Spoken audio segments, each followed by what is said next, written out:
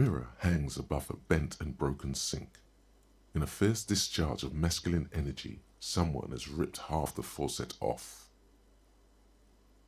Hot water sprays from the base and steam covers the mirror. You cannot see yourself, just the outline of a man. Suddenly, you realize you have no memory of the face that awaits you there, underneath the soft vapor. Really, all recollection of the person you are, the people in your life, and even the world you're in has drowned in a sea of blood alcohol. This was no mere night of drinking. It was a deluge of world-ending proportions. As you slowly reach your hand towards the surface of the mirror. Abort. You clearly have not thought this through. You won't like what you see there, and you will never unbecome it.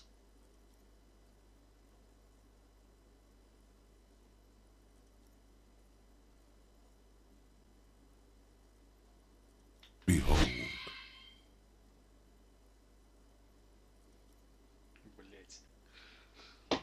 You have no idea who this thing is, do you?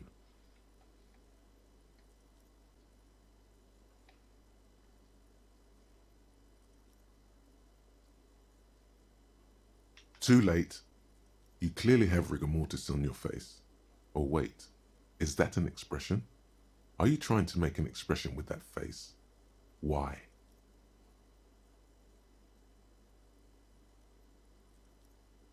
Please stop. It's horrible. You're scaring yourself. You can't, can you? It's like it's not even voluntary anymore. You have worn that grin into your face, and now it won't come off. What does it even mean? What is the emotion you're trying to convey?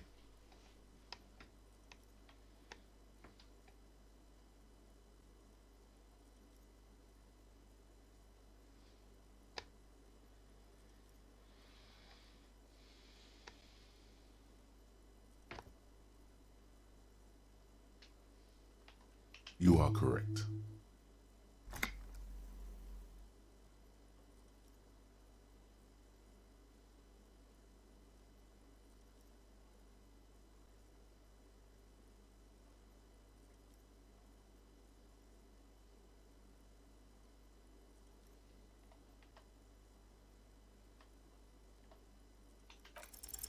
It's too late.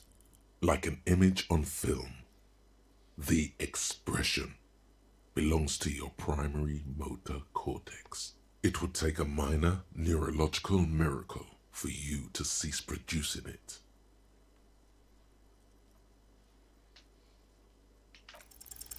It belongs in the third decade of the current century. Enough time had passed from the failure of the revolution that, for a fleeting moment, free market economy seemed like the ultimate, uncontested way of life for our species.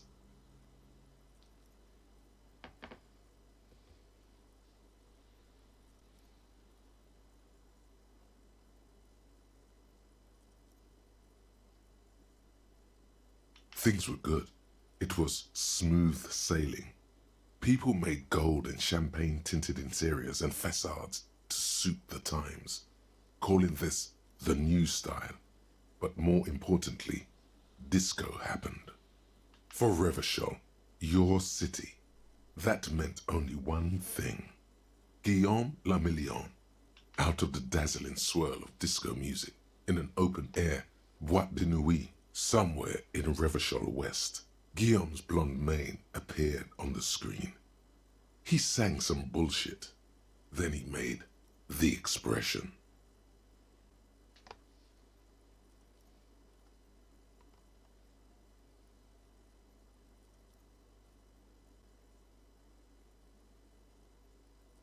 You have some understanding of the recent history of disco. The rest is darkness. Some 20-odd years.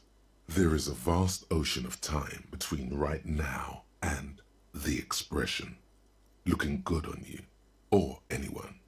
Humanity has run aground in that time. It's a different world now. The expression is a relic. Everyone loved it. Maybe you thought some of the stardust would rub off on you. Maybe it did. Either way, it's all gone now. Only the grimace remains.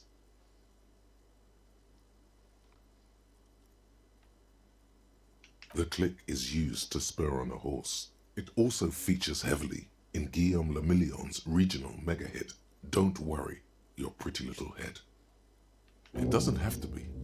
You can swoon over Guillaume and his champagne-corked smile whenever you want to. Maybe some of the stardust will return.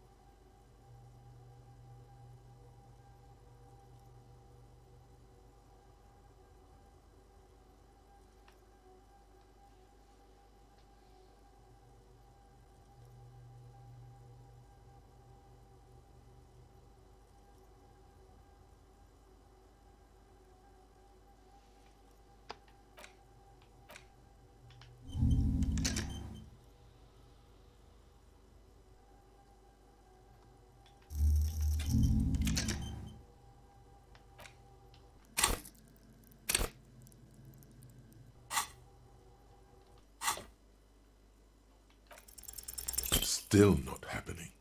It won't come off that easy.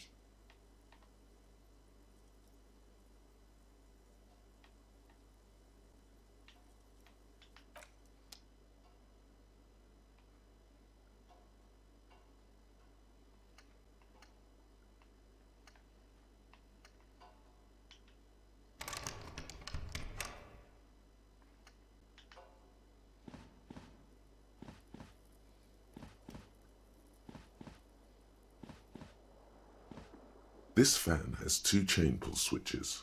One ends in a tiny fan, the other in a light bulb. A truly horrific necktie has somehow attached itself to one of the blades.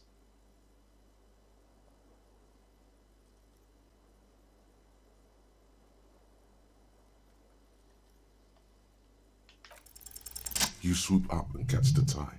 Snap! It's released from the blade. What you have in your hand is a truly hideous necktie with 4 or 5 different patterns. The knot reminds you of a noose. The blades come squeaking to a halt. A terrible mistake. Turn the lights off immediately. You can practically feel the photons burning a hole in your brain.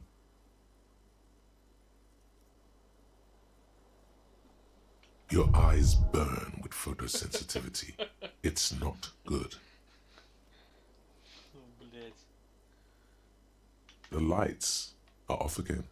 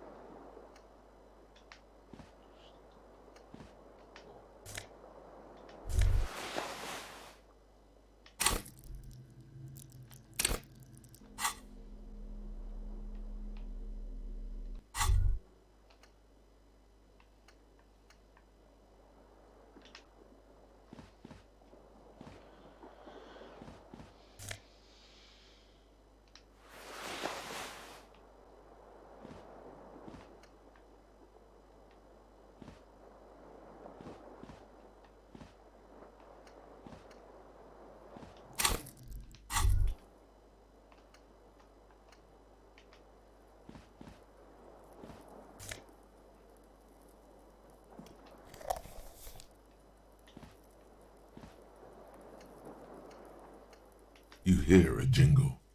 Keys are clinking in the pocket of your flare-cut pants. It says whirling in rags on the aluminium keyring. There is a single key on the ring. The number 1 is etched on it. It should open the door.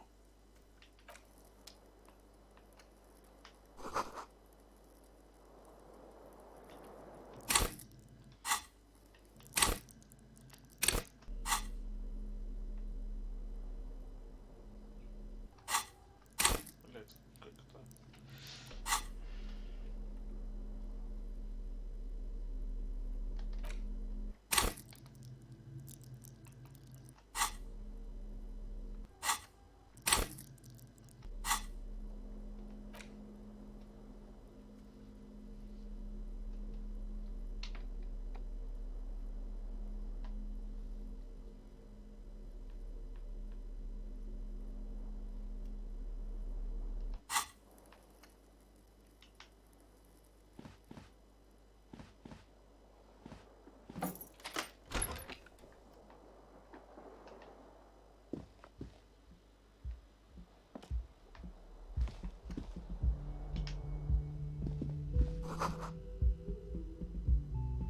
Hello, officer.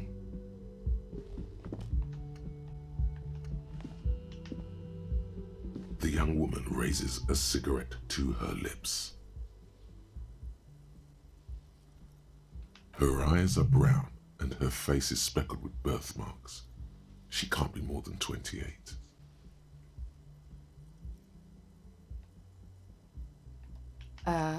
No.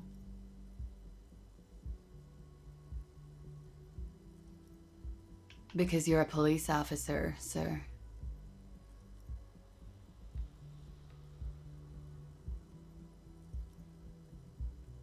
I'm not, unless you've been shitting us all this time. You've been here for 3 days, on official police business, no less. Couldn't say. In truth, so far, mostly drinking.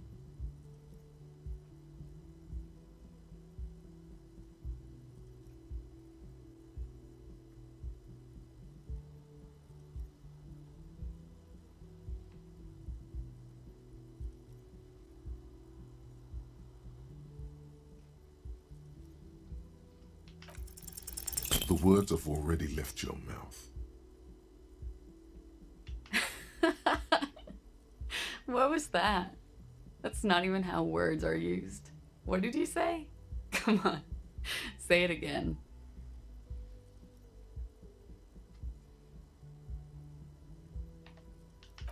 No, you see, that's not what you said. You said... Come on, man. Freddy, please. One more time. Goddamn right you did. You crazy asshole, you. What kind of cop are you?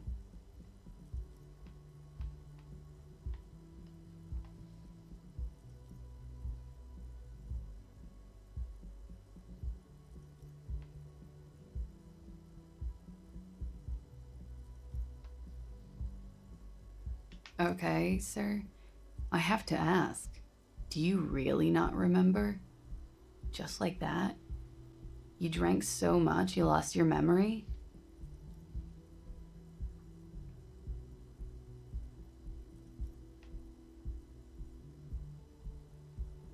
I'm sorry. It's gonna suck for you later when you have to interrogate me.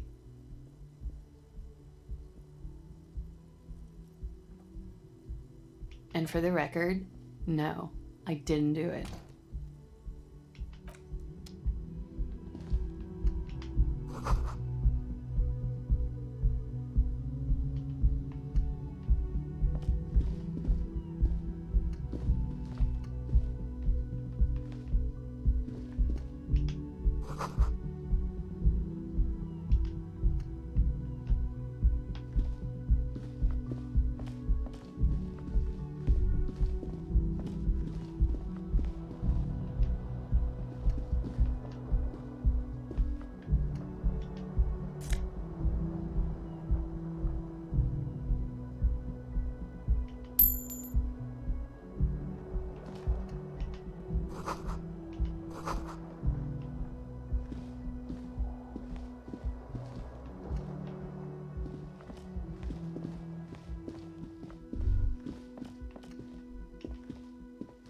The door is closed.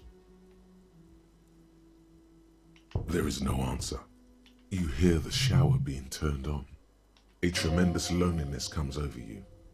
Everybody in the world is doing something without you.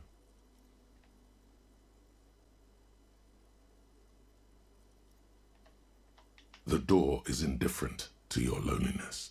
The world does not care. Still no answer. Still nothing. Still nothing. Still nothing. This door can only be opened with a key or from the inside.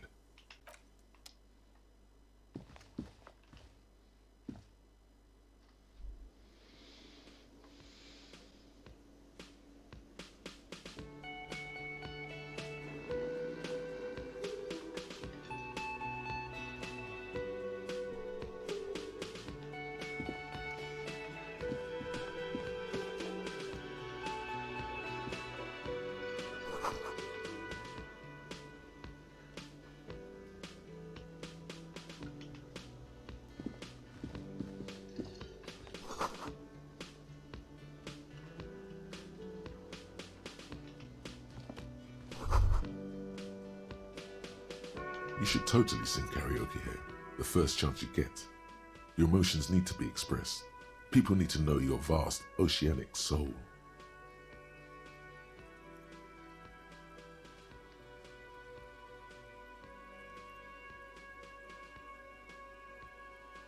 Of course, at this point, precise measurements of your soul can only be performed from the outside, through a PA system, by other people. You should sing the sad small church song from that tape you found. Thought it was obvious.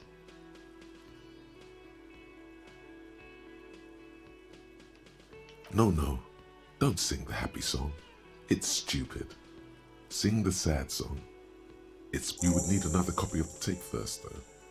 The one upstairs is destroyed.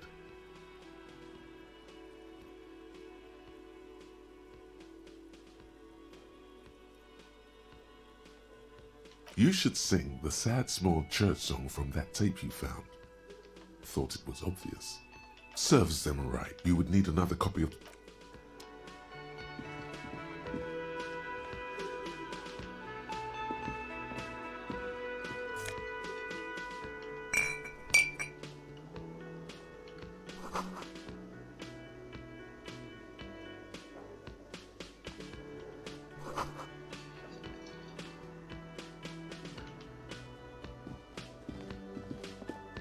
A man in his late 20s stands behind the counter, inspecting a stuffed seabird. As you approach, he gives you a sideways glance, then looks down again.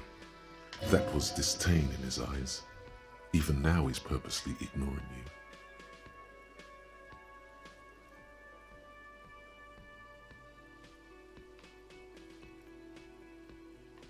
Oh no, you're a hero. A real hero cop. Could the massive property damage upstairs have anything to do with this?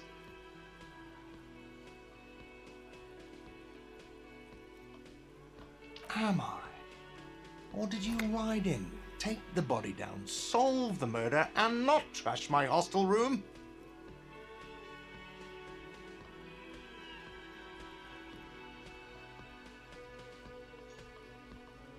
No, you see, actually, you didn't. You haven't done anything even remotely useful since you got here.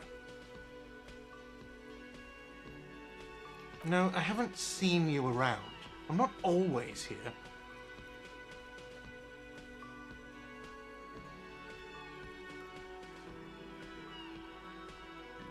A competent work of taxidermy. The white and brown seabird lies among piles of coasters and drying mugs. One of its wings broken. The man is trying to mend it. Looks like the bird was ripped off the shield that was used to mount it, most likely on a wall. A small engraved steel tag says, "The Great Skua, Ste Koaris Skua."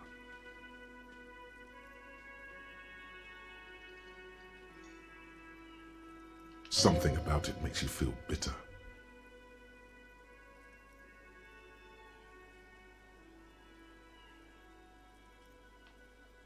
Look, your buddy is over there. Why don't you go and talk to him, okay? He pretends not to hear you, concentrating on the bird instead. No, I'm not the bartender. I'm the cafeteria manager. He's very animated all of a sudden.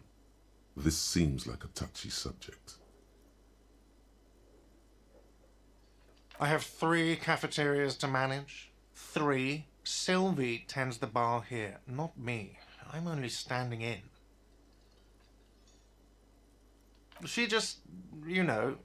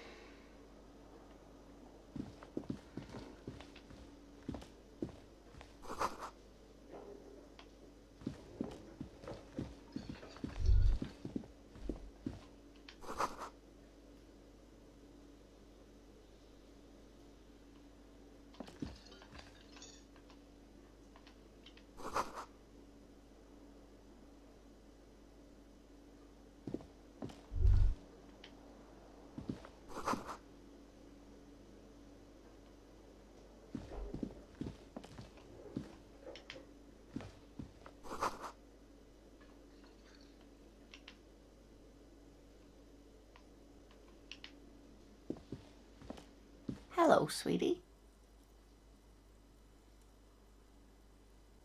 You shouldn't keep your colleague waiting.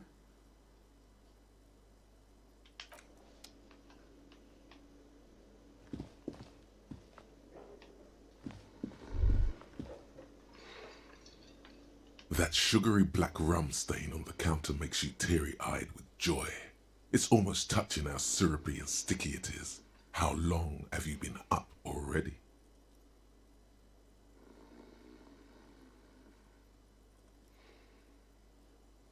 Attaboy. It's coming back to him. You had your mesolimbic reward pathway worried there, not thinking about drinking all that time.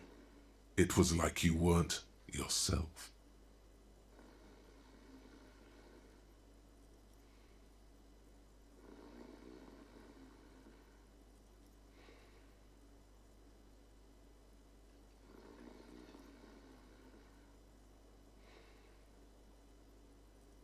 Forget about the bar. Or don't forget about it.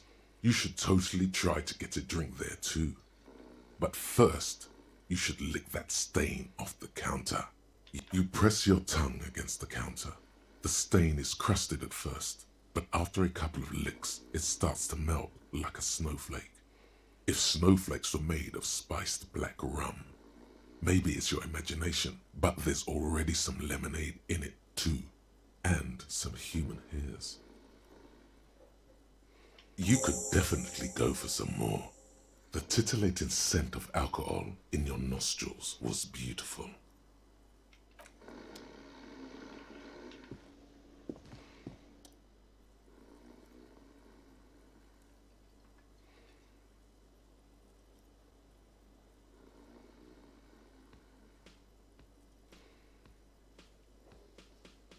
A colourful piece of plastic is dangling from his carabiner.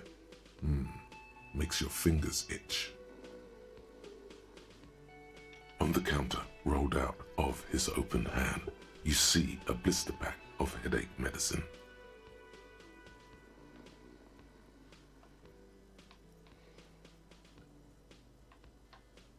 The man does not mind. You probably need them more than he does. You've just picked up some magnesium. This item is stored in the bottom left corner of the screen above your character portrait. Use magnesium to heal your morale if you have morale damage.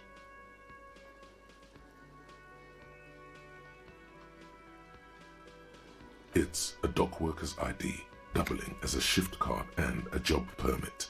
A young, able-bodied man stares back at you from the photo. Santiago S. John.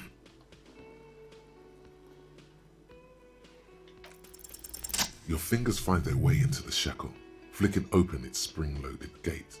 The metal loop holds the plastic ID and a leather-bound pocketbook. The man emits a loud snore.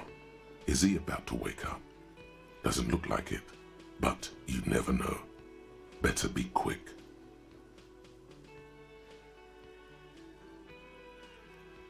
You find a black paper note with a woman's profile on it. Seems like this woman lived centuries ago. The note says 5 Real. It feels nice and greasy.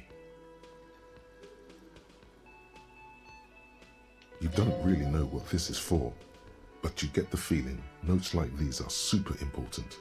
You should keep it. You slip the plastic ID card out of the loop and pocket it. The man continues to snore. The sleeping dock worker has little to say about your actions. He remains silent.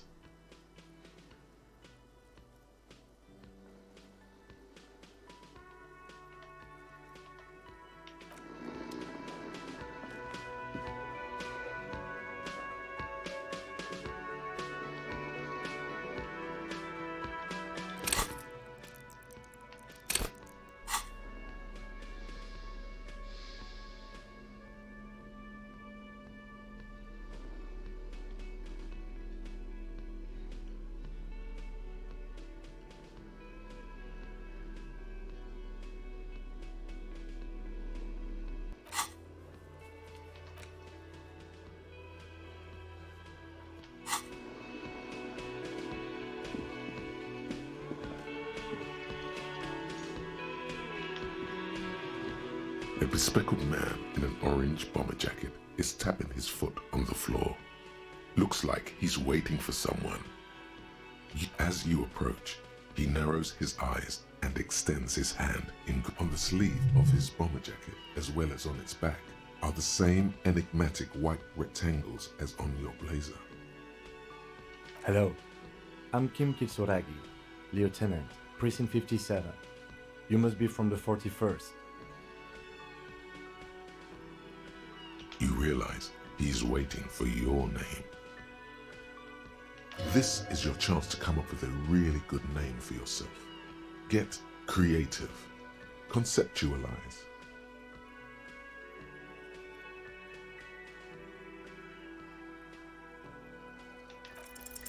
Raphael Ambrosius Cousteau.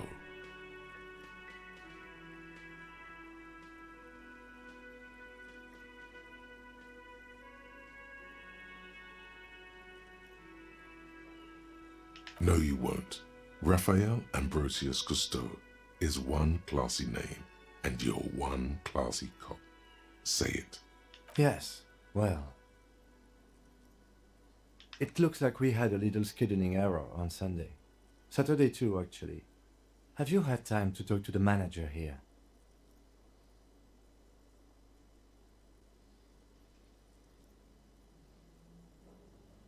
If you don't mind, we should talk to him again.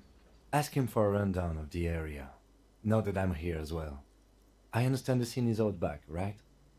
It also wouldn't hurt to assure him the police are finally here. In full force, I mean. Have you mapped out the initial interviews?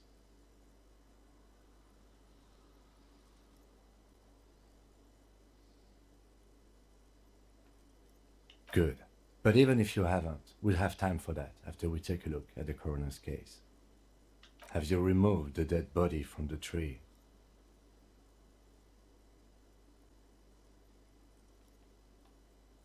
So, the body is still in the tree. This is the first time you detect a weariness in the lieutenant's voice. It is obvious he would have preferred for the body to no longer be in the tree. Where it has been hanging for 7 days straight. We should go there as soon as we are done talking to the owner.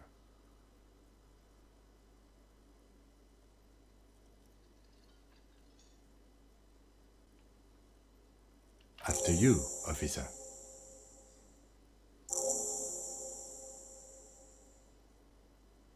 If you're about to embark on an investigation, shouldn't you have a badge? You mean you don't have a badge?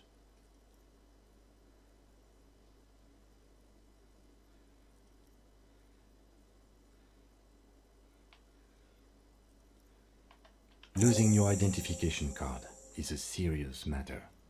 My vehicle has a shortwave. You can use it to report your badge missing. I advise you to try to locate it as quickly as possible, but getting the body down should still take precedence. Lieutenant Kitsuragi is now in your party. You can talk to him whenever by interacting with him.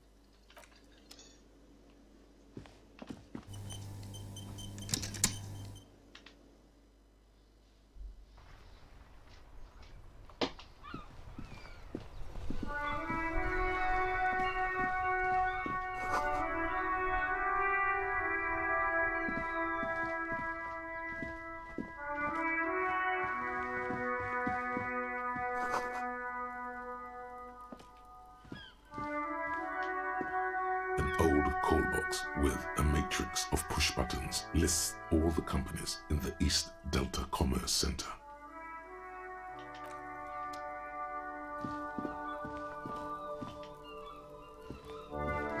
You see a set of tire tracks in a brown slush that covers the plaza mosaic. No, these tracks are not interesting at all. Let the street sweeper just sweep them away. Hard to say. Your vision is blurred and you're having difficulty concentrating thanks to your relentless hangover.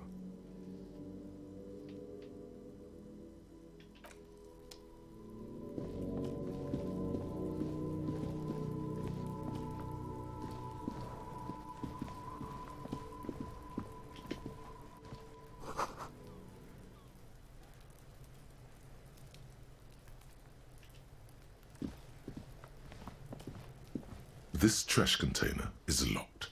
The sliding lid has a padlock that says, "There's something in there," not necessarily connected to the case, but still. Just a trash container? There is no such thing. Your fingers start to itch just looking at that padlock. The lieutenant leans in to inspect the lock. We could try using a pry bar. There's one in my motor carriage, or we could ask for a key from the manager of the Whirling in Rags. He probably has one.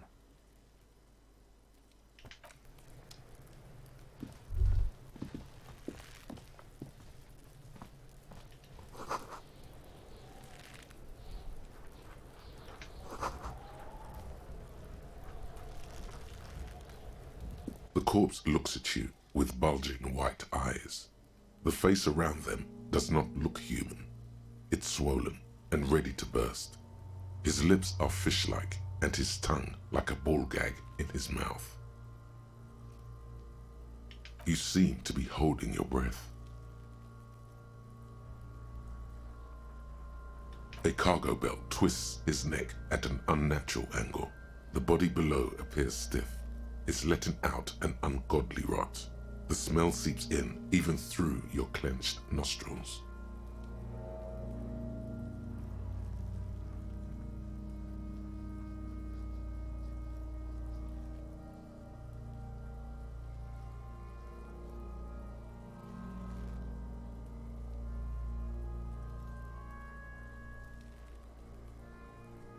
Active decay. It's okay to throw up, officer. No one is judging.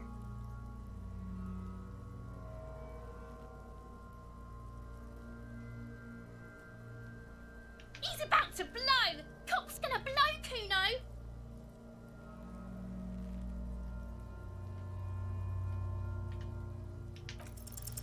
As you breathe in, the odor comes over you. It's a smell of the mind telling you to run, and your stomach to wring itself empty. With your hands at your sides and your eyes squinting, you stand in it. They do after 7 days, yes. We are deep in decomposition here. The man before you is naked, but for a pair of underpants and enameled boots. His skin is greenish, marbled with decaying veins and blotched by lividity.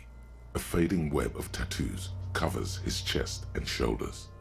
The cargo belt used to fasten him to the branch above appears industrial in strength.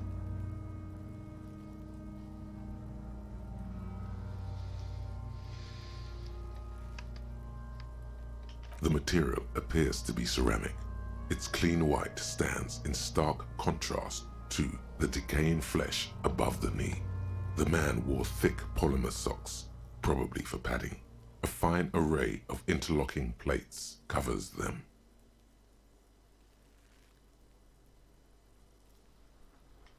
Delicate and fragile, they feel alien to the world around you, out of place somehow.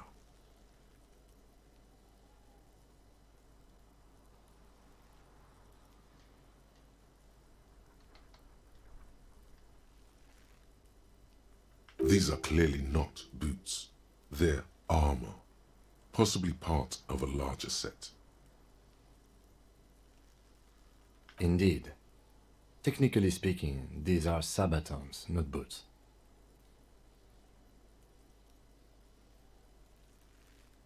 Ceramic plate. Zirconium dioxide, most likely. This is where the make would be. Under the heel. Fair weather. Fair weather model T500 VE. I'm guessing that's vitreous enamel. This is advanced stuff.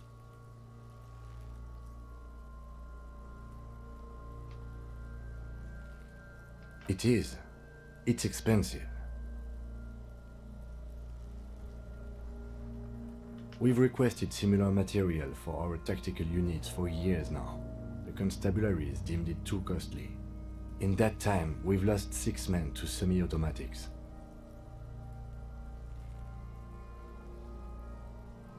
For a full set, about 4 years of wages.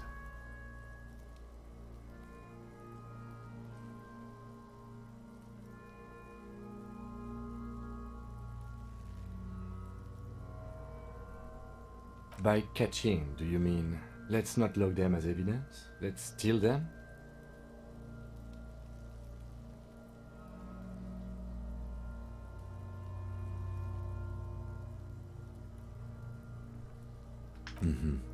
It means disciplinary hearing. The lieutenant nods often. It's part of his unplastic expression range, communicating both professionalism and sarcasm. This time, the latter.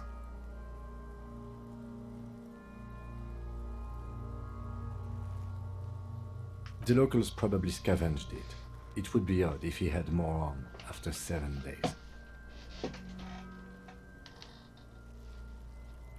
We should keep a lookout for these pieces. The armor could yield information. No, he must have worn something precious underneath his clothes. They've removed all his clothes to get to it. They did not just strip him for the putrid rags. Someone could have cleaned the yard, but that's a question for the red hat thing. I hear you talking shit about the Kuno. Come here and say it to Kuno's face.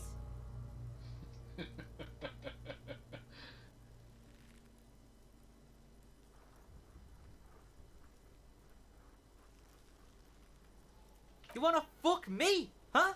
You wanna fuck the Kuno? They usually hang them completely naked for that. La puta madre, the Mazda, the Besmerties and the like. This one still has his underpants. What? Are you trying to ignore me now, fuckface? Kuno, this boots shit is super boring and the guy's a total Victopaz.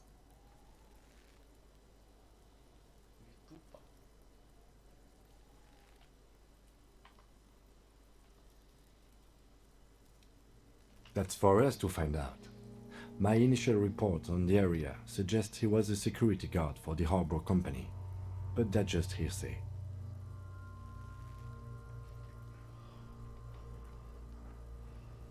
I agree. This equipment is way beyond what a guard can afford. A small bell-like sound fills the air, like tapping on the side of a porcelain cup. It's anything but. This material is a kinetic redistributor. It spreads kinetic energy horizontally, from plate to plate, dissipating it entirely. See? Faint, organic lines cover the plates where they separate into smaller ones. These plates then divide into smaller plates until there are hundreds of them altogether. Like whirls of floorboards, the design looks organic, influenced by highly resistant wood materials, like lignum vitae and ebony perhaps. If trees were made of porcelain, this is what their cross-sections would look like. The smooth, glossy surface fractures into ever more intricate interconnections, peaking on the right sabaton, where you notice. The whirls are in the shape of a letter and number combination, E50, 100, 1000.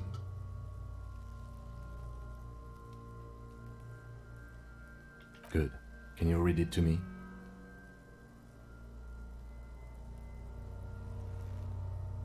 We have a make and a number. That's something. We can use the radio in my kinema when we're done. Either station can chase it for us.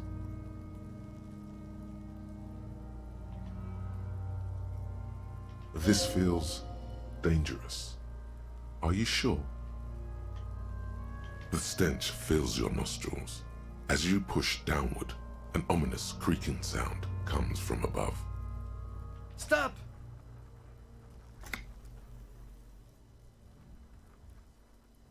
Pig's gonna pull his head off.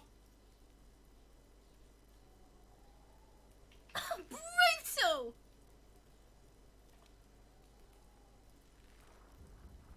You're about to pull his head off. Do it, Homo!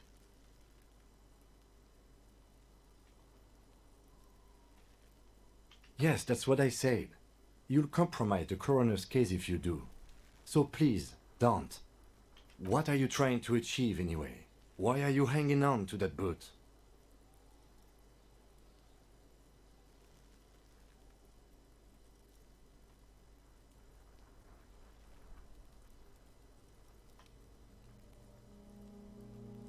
How many clues do you need? You already found a number. Besides,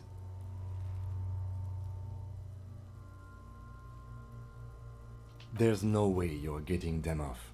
All the organic matter in his body has been flowing down into the boots.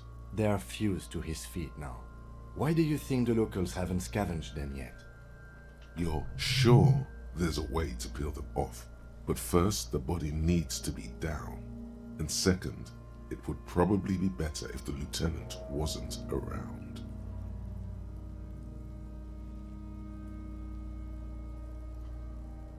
The anticipation makes you crack your fingers. Feels nice. Nice and cracky. Processing will take care of them. With the situation in the morgue, it will yield nothing. But we must pick our fights. Should we continue? The cadaver slowly twists on the cargo belt, his torso covered in tattoos, and extremities blotched pink and blue. The hangman's knot is pulled tight by the weight of the corpse below. Yellow, hard-edged polyester cuts into his neck. Above, a sliding buckle ties the belt to the branch.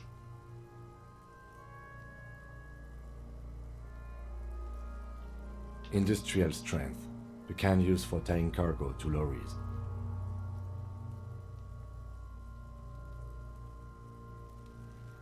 Yes, it looks like they use whatever was on hand, paying no attention to not incriminating themselves.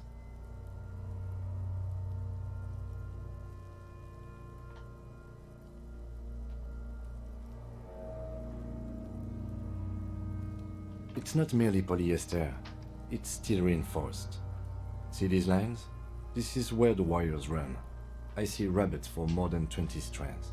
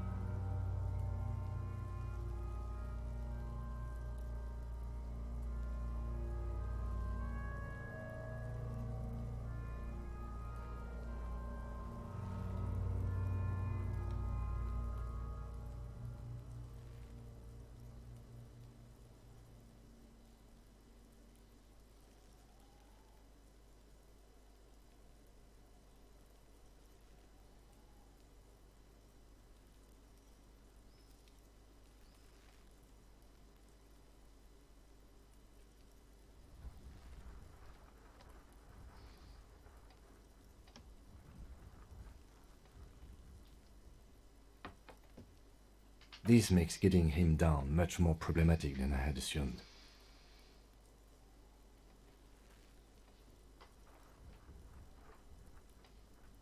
The brief suggested as much, politically motivated by the ongoing strike. Did you not get a briefing?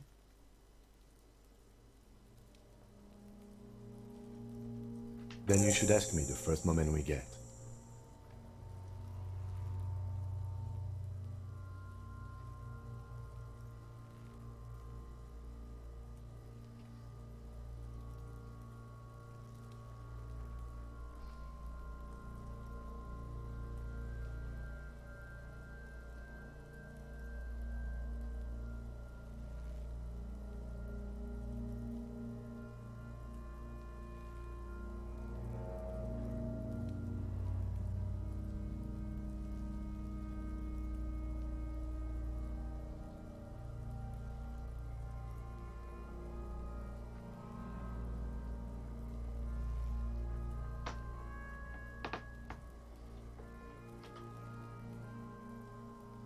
A noose is one of those things that's easier to use one way around.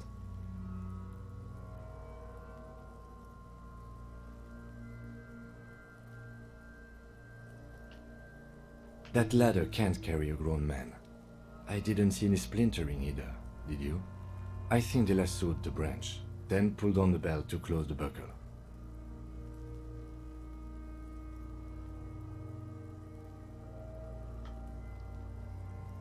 The cadaver hangs from the cargo belt, limbs limp and torso covered in tattoos.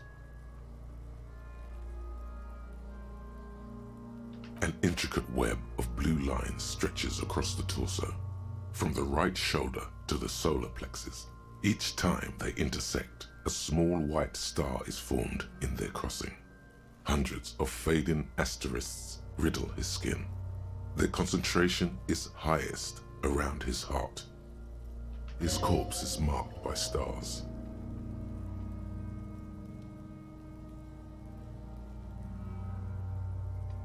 Alcohol and heartbreak. A map of the stars.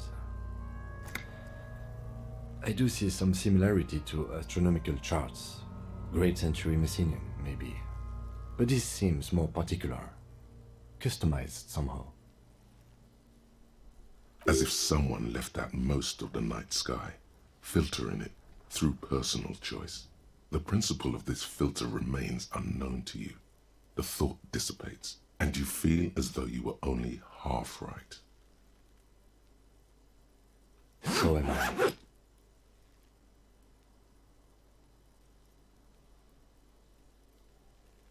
He wears a wide leather belt around his waist and a gun holster under his arm.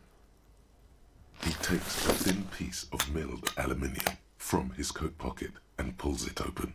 Sounds like a sword being unsheathed. A small lens appears, some sort of camera. Shit, Kuno! What the fuck is that? An instant color camera.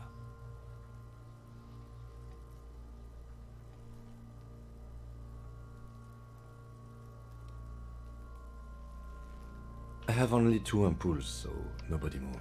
I don't want to waste one.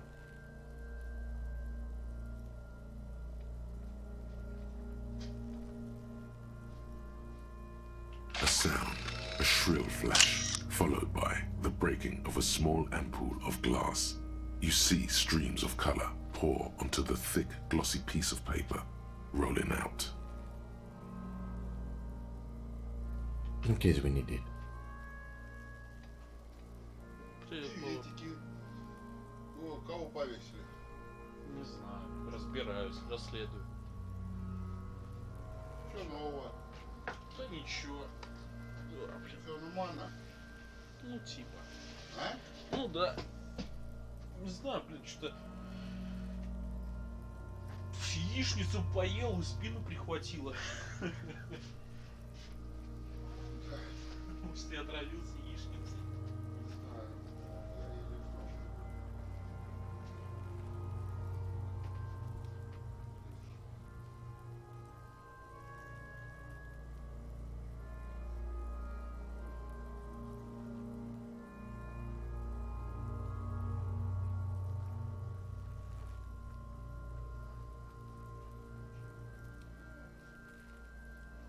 Че, в магаз пойдешь? Чего?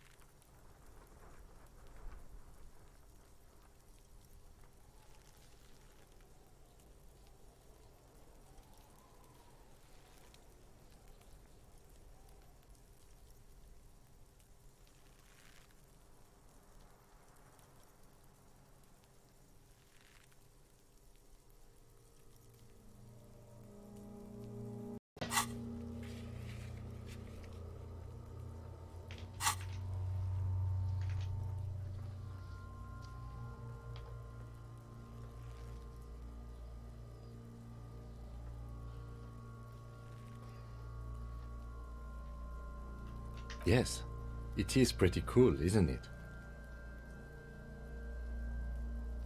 There is only one ampoule left. Use it wisely. It contains insight to the victim's person. By his build, I'd say this was a man of physical violence. The story he wanted his body to tell was important to him. It is his letter, to us. Someone should decipher it. We'll need to show it around.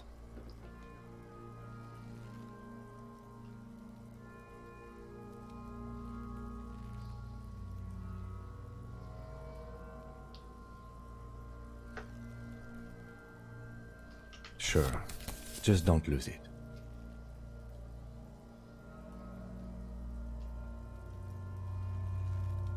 The glassy-eyed corpse looks by, his mouth mute and his skin as colorful as the chemical rainbow on the photo paper, teeming with opportunistic organisms.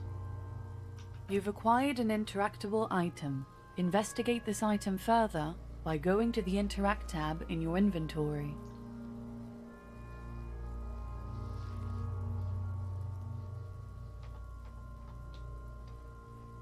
His eyes are milky white and blind to the world, protruding comically from their sockets. There is no one home, just subaquatic terrors there. Dark brown hair grows on his head. His face is ready to explode from the organic processes inside. The death's head grin has passed. What remains is an unrecognizable mess.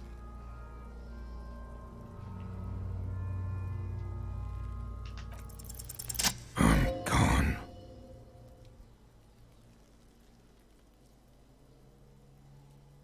Into the wild pale yonder.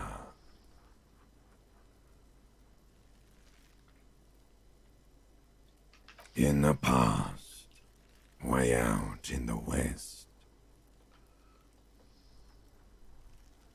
I'm a joke. Look at me.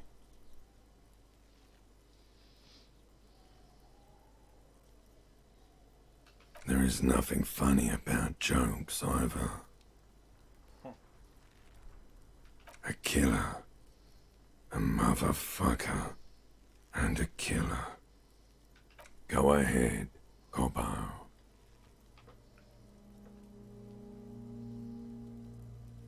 What do you mean? It's the power of your imagination.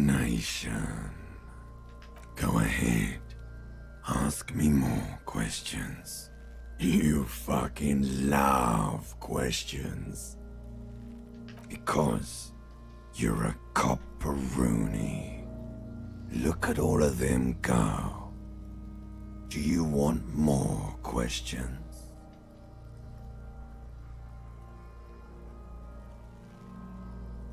Here you go, you loony. Fuck no. You're no Rooney.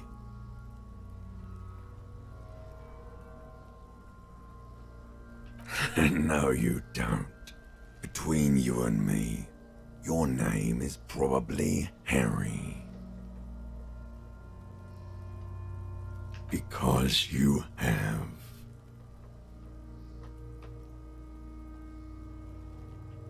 Do I remind you of someone?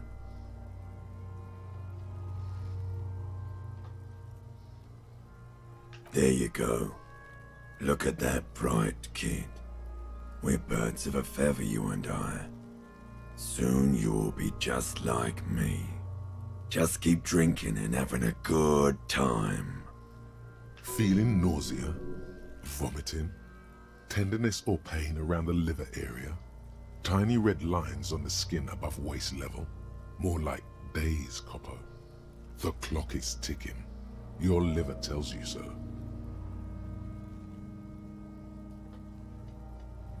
Come back later, Corpo. Amuse yourself with my frank manners and my Memento mori features. If possible, also see me in your dreams. As you narrow your eyes, the monster before you blurs into a violent mess of green and pink. Only the lower extremities are pink with a dash of blue. His fatted hands, thighs, and his neck, just above the noose.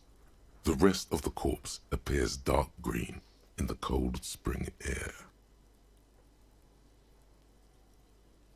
How should I know why you are squinting, officer?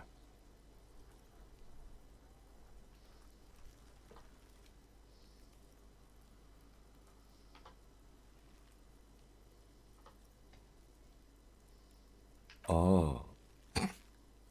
You are trying to assess lividity. The monster comes back into focus, an explosion of color coursing with dark marbled veins. His stomach appears pregnant with something. Black liquid streams down his thigh and onto his boot. So, what do you think?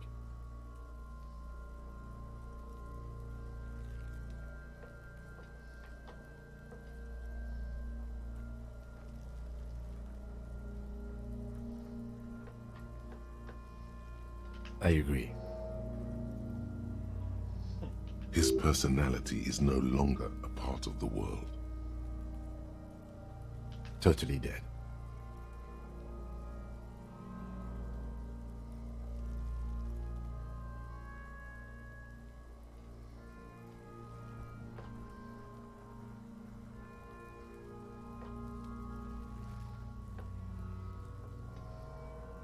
That sounds about right, yes.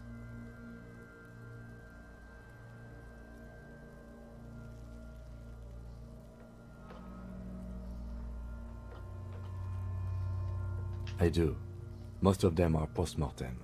Maybe even all of them. The delinquents have made our jobs harder with their little sport. Stop talking in riddles, coin slot. He means you fucked him up good, Kuno. Fucked him up brutal like.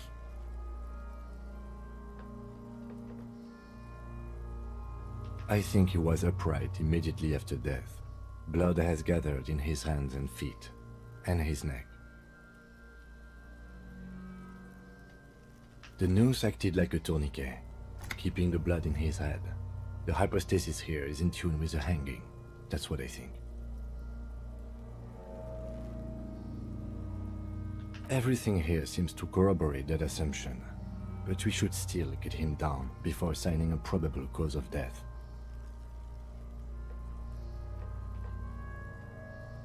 A pool of blood and feces has eaten into the frozen mud below the man's feet. Purge liquid is dripping into it, drop by drop. The victim appears to have contained no more than half a kilogram of digestion at the time of death. The fuck he's saying?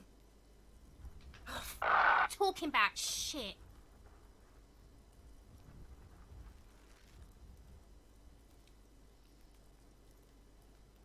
Did we? I don't feel lucky.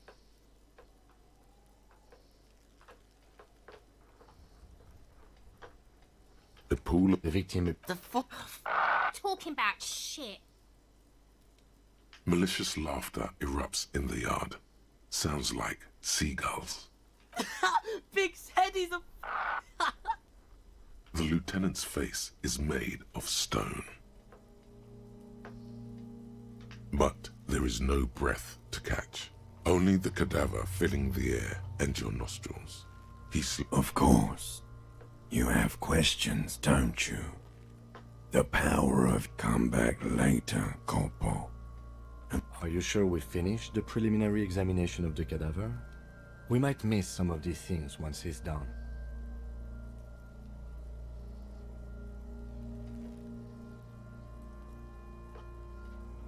The steel-reinforced belt presents a unique challenge. I brought chain cutters, but I don't see a good angle of approach to the belt. The cadaver is a good 1.2 meters up. Neither one of us can reach the belt without assistance. And even if we do, there's the question of cutting it.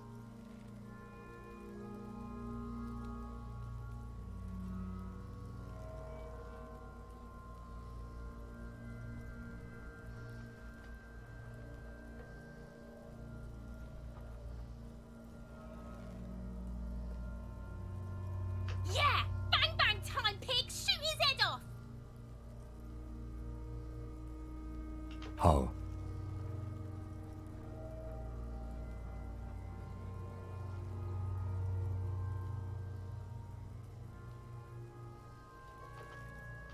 It absolutely will not, officer. That's not how physics work. It will maybe cut one thread loose. Yeah, now we're talking. Entertain a Kuno with some shit. They'll miss! The pigs will miss Kuno! I'll blow his head off. Take it! Take the shot! Yeah, take the shot. Kuno. Silence. With his elbow sharp, the lieutenant unzips his jacket and produces a lightweight firearm. He drops a paper cartridge in the barrel, separates the scouring stick, and gives the cartridge 5 tucks, securing it in place. He then steps back and assumes the fellow's desk position, taking aim. The corner of his eye twitches. His finger is on the trigger. He's gonna fucking miss! The kid's voice is drowned in a shrill blast that echoes off the walls of the surrounding tenements. A cloud of smoke slowly parts in the air as the lieutenant steps back and says to himself, God damn it. "A lot of things were wrong with that shot. The fellow's test was the wrong choice. His shoulders were raised, but above all, he cannot trust his eyesight." Fucking idiot! Mookabat asshole! Kuno could have hit it easy, but then Kuno's not fucking handicapped, is he? Kuno's sorry too. Kuno feels sorry for the Beano Cloud. The lieutenant doesn't say a word, just looks at the gun in his hand. No, we are lucky as it is. We didn't break anything, and the victim remains uncompromised. Any more mistakes could put us in an unfortunate position with the locals. We have eyes on us. I didn't do us any favors with that. Remain collegial, officer. It was an honest mistake, and I will not repeat it. I have to say, it's beginning to look unlikely we can get him down without assistance. You know, you don't feel like too bad of a shot yourself.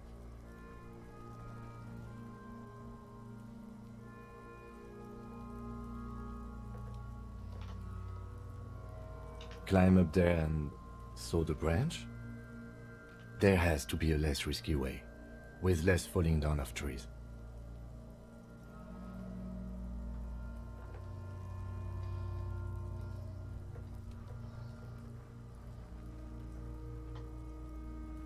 It's bad as it is, us shooting firearms like punks here.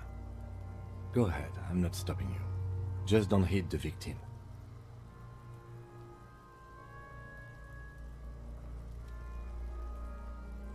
They only have one gun! Oops. This is the sorriest pair of pigs Kuno's ever seen. Officer, why do we only have one gun?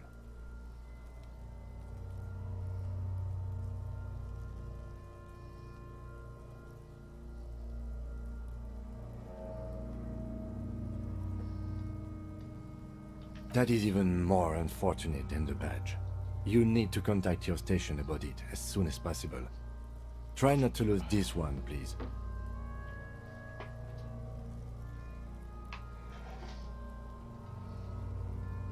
Yeah, take it, you fucking banana poika! Take it and shoot yourself in the mouth!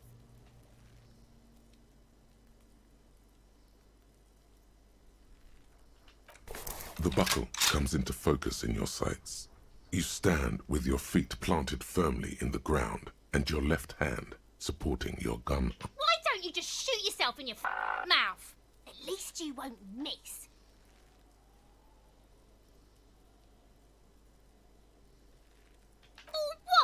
You gonna fuck me? You wanna fuck me, pig? Is that what this is about?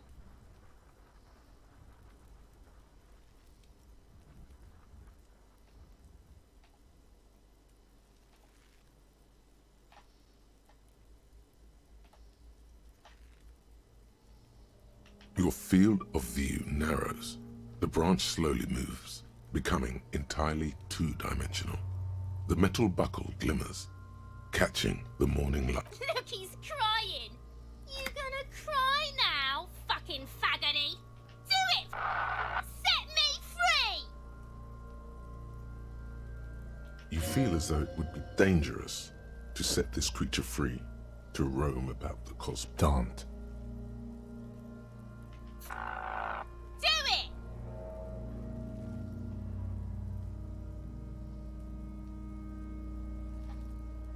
Put it right here, Mulka! Right here!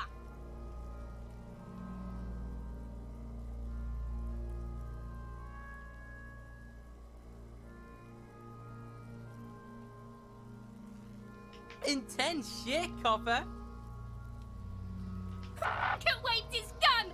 It wasn't intense, it was pathetic! Your field. Look, he's crying! You gonna cry now, fucking faggoty? A plume of smoke erupts from the barrel. Your hand goes numb from the explosion. With your ears still ringing, you lower the weapon to see. You missed the belt, but hit the corpse straight in the chest. Bits of ribcage protrude from the skin.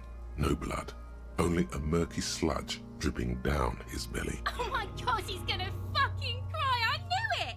What a mulka! Ask for another shot. You'll get it with the next one. The goddamn light reflected off some window. Surely. The cadaver is already compromised bad enough. We don't have to make it worse. It came out wrong. You made it sound like you're some sort of roulette addict looking for a fix. Ask again. More controlled. There is silence. Victupa wants to fuck up again bad! The cadaver is already compromised bad enough. It came out wrong. There is silence. Victupa wants to fuck up again bad! It's the song of my people, asshole! Don't provoke her.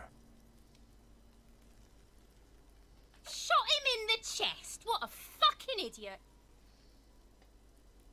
It's not the gun's fault you can't shoot. It's your pig hands. Pigs don't have hands. They have, like, fucking hooves or something. Kuno has hands. Kuno can shoot that shit down for you.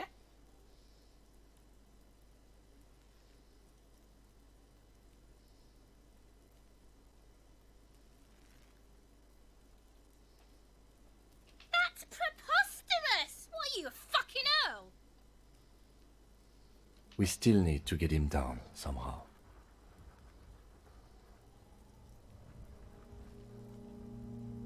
The bad way.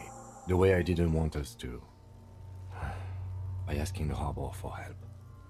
They have the tools and the men. If they put him up there, they can take him down too.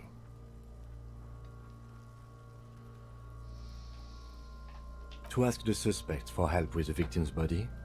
To be indebted to Everard Clare? Very much, yes.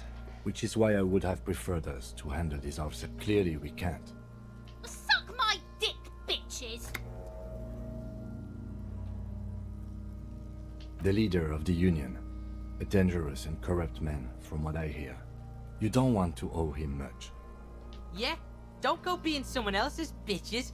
You're Kuno's bitches.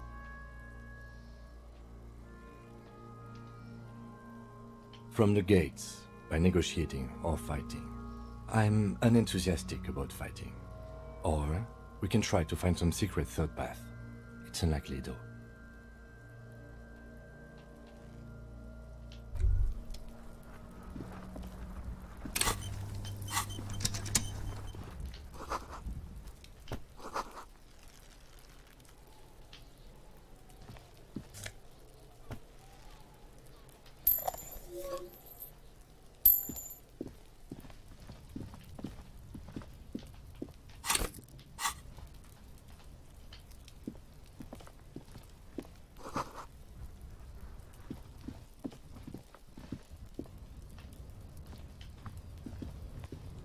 inconspicuous pile of the roofing material Eternite. Because there's a secret door hidden behind the panel. There it is. You see a shabby little door.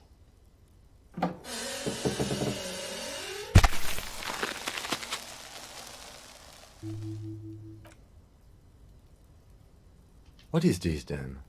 A tool shed? Let's investigate.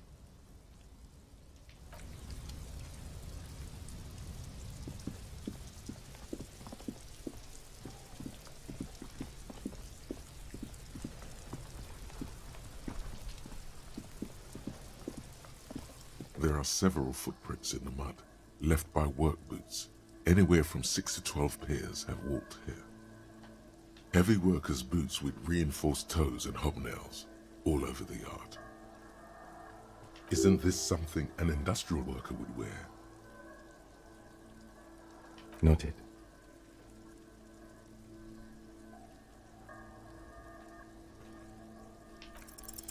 Maybe more than 12. No, 8 pairs of boots have shuffled back and forth in the mud. 1. Standard work boot, steel reinforced toes, number 46. 2. Standard work boot, steel reinforced toes, number 44. 3. Hobnailed work boot, steel reinforced toes, number 43. 4. Standard work boot, number 45 or 46? You don't know. It's a miracle you can tell the prints apart as it is. The cold must have preserved them. 5. Another standard work boot, steel reinforced toes, number 4. 6. An aberration, light as air, even pace, same make of boot, but number 41. Impossible to tell. Could also have been an adolescent. The gait is undeveloped. You're not bad. It's as if the whole world darkens. Everything else has a thin film of unimportance on it, and the tracks burn in the middle of it, in a strange, beautiful way. 7. The glowing outline of a standard work boot, number 46. But the imprints are twice as deep as the others. The weight exceeds 200 kilograms. 8. And yet another standard work boot, number 44. There's an aberration in the pattern of the sole, however. The right sole is smoother, more... How many?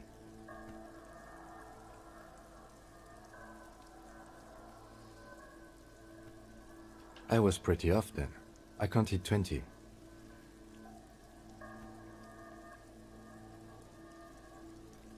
I never got the hang of it. Hyperopia. Do you see anything out of the ordinary?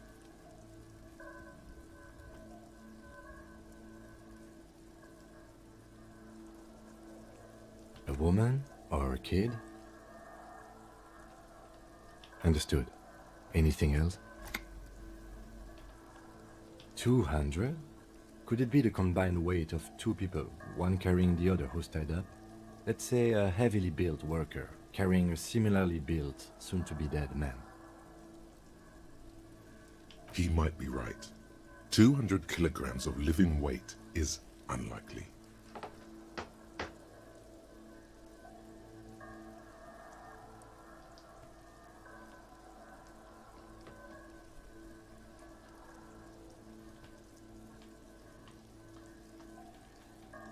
I do. One of them carried him over.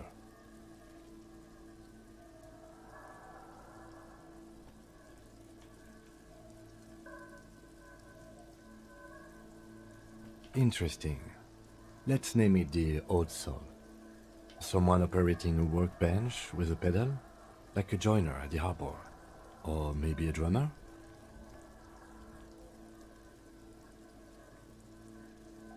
No, it's not.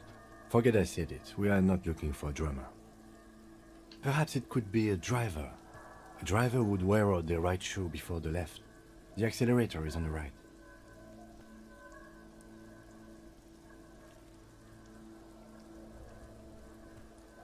He doesn't seem to hear you, looking south toward the traffic jam instead. The machines are silent. The engines are... We should keep our eyes open around the traffic jam. See whether anyone strikes out as a potential suspect. Seems prudent, no? Mm-hmm.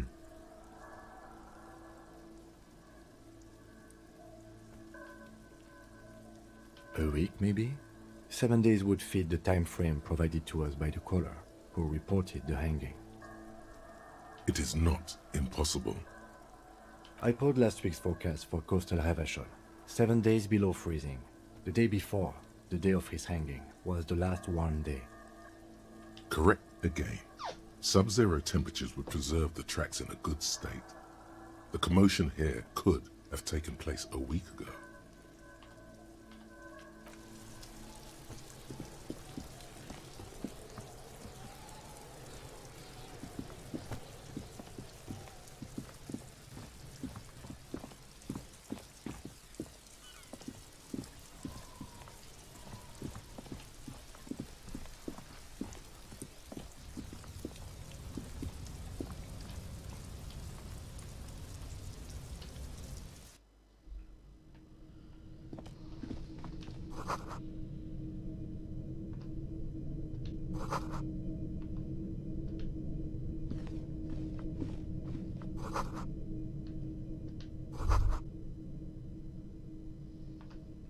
Be still, my beating heart. It's amphetamine, sweet amphetamine. The lieutenant isn't studying the powder in the mirror. He's studying you.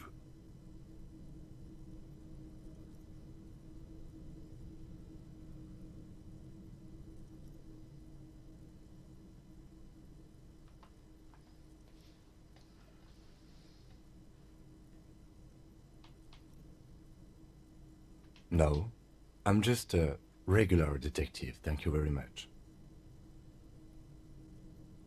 Perhaps not. This is below our pay grade, detective. However, see that ladder there? It's probably another way into the industrial harbor, no? A secret path the local kids use.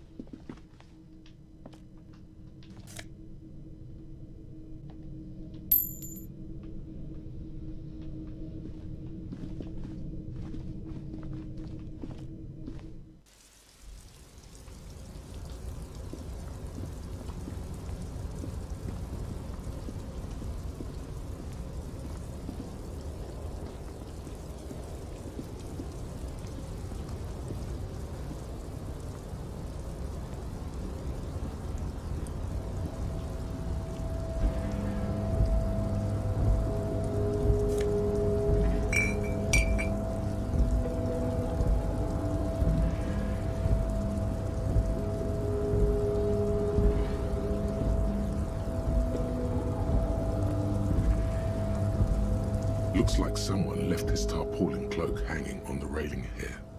When the wind ruffles the cloak, you can most definitely see a white rectangle on its back. Yes, it's probably yours. It bears the RCM insignia, and you have a habit of being careless with your equipment. You could probably make the jump. You look like you've done some track and field in your day. The wind is aggressive up here. The lieutenant looks at the enormous crane towering in the distance. Over. That machine is a Kvalsund 1020 HK. Is it? Kvalsund makes a lot of heavy equipment, but this is phenomenal, even for them. But I digress. We were focusing on your cloak here.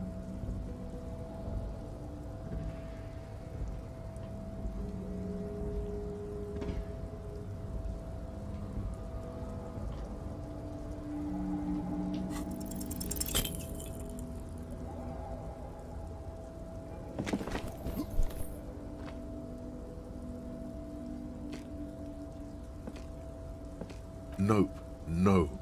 That's still too high. What were you thinking? You're not a gymnast. You're a boxer. And you've climbed way too high up here.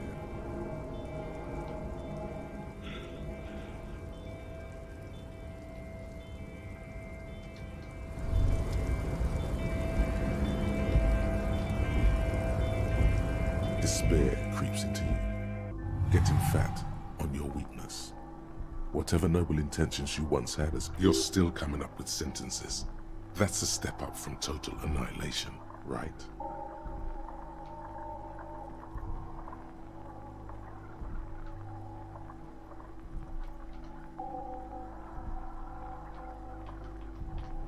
Fuck me?